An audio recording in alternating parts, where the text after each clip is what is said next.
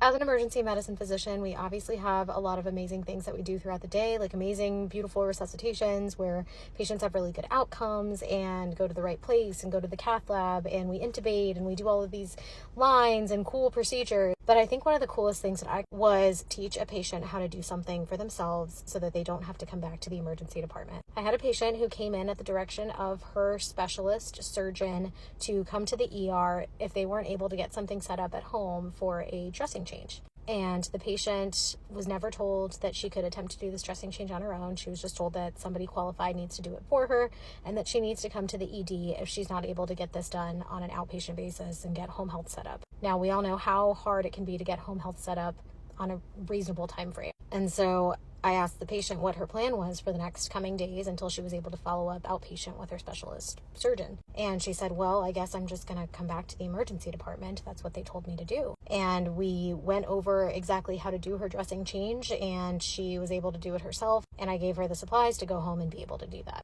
And then she didn't have to wait in the emergency department for several hours the next day. And she actually was very surprised and said, wow, I can't believe this is all that it took to make this dressing change happen. I was told that it had to be done by a qualified medical professional, but obviously patients are reasonable and they can perform the things that we help them do, and they can perform to a very reasonable extent, to the best of their ability, care for themselves at home. And we also involved a family member that was in the room who participated and can also help with these changes. So enabling patients to be able to do something themselves, saving them a visit back, saving them both the money and the time of being at an ER visit is critical, and it's a part of my job, and I try to do what I can to perform these kinds of measures, and it's one of the greatest wins of my day.